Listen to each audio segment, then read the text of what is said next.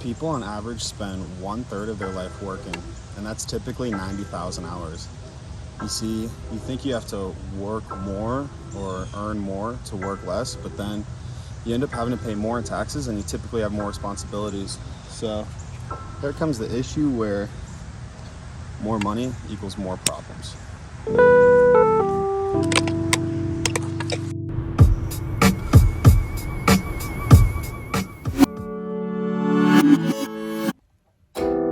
Like, isn't that like a lot though? Like, isn't 1/3 of our whole life and then taxes on top of that like just too much? It's like the only way to escape is to do something phenomenal.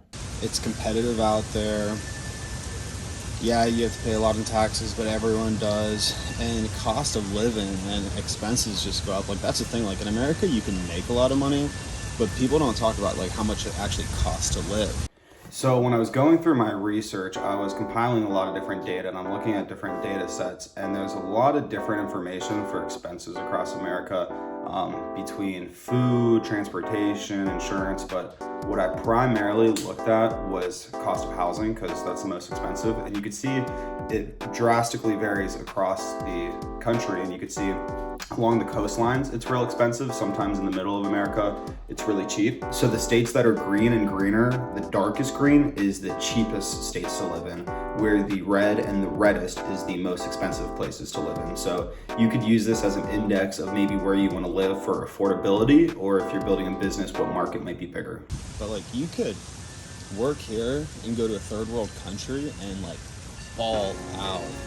So some people don't talk about this, some do, but we are very privileged where we come from. And if you go travel in places like Bali or Thailand, you could have like 5-course meals for like a couple dollars, stay in the nicest places, very affordably. You could travel, go on vacation, and save money. It's cheaper than living in America. And right now, I'm actually in Guatemala. I'm in Antigua, I'm visiting Lake Atitlán too. And for reference, my personal driver, I met him on Uber. He's a pediatrician, a baby doctor, and he makes more Ubering us than being a doctor. I asked him about rents, and he pays $150 a month. So for reference, a year of housing expenses for him equals 1 month of expenses for me. So that's like crazy difference. And you know, I'm in the nice places here in the city, but like learning this, like you could get around very affordably. I got a private captain who picks me up on my private dock. Land ho. Oye, capitano. Perfecto. Gracias, amigo. All right. Ali, you first. Ladies first.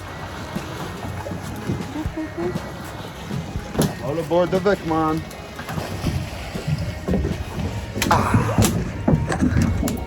Echo G.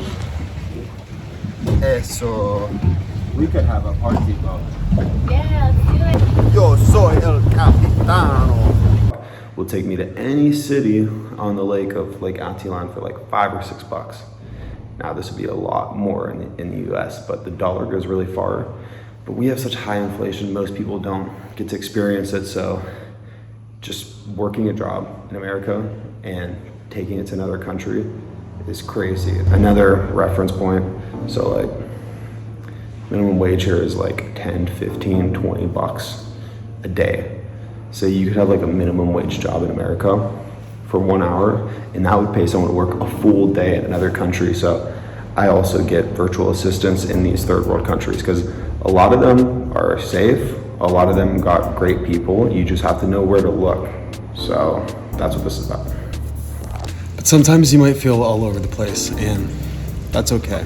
That's normal. You're not always gonna have the answers. You're not always gonna know what to do. It's gonna be tough. You're gonna be confused, but it gets better, and it gets easier the harder you try. And if you stay with it and persistence, you will eventually get lucky.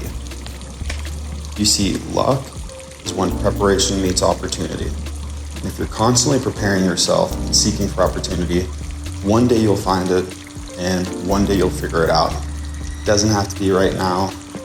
Just know that everything's gonna be okay. Just have faith and realize that once you've made it, once you're successful, once you've done everything you wanted to do, you're gonna look back and miss the times of when you were young and broke. You're gonna miss the grind. You're gonna miss the process, because that's what it's about. It's about who you become, not what you get. It's about the people you meet, the relationships you build, the skills you develop, and the person you become. And that's what this is about.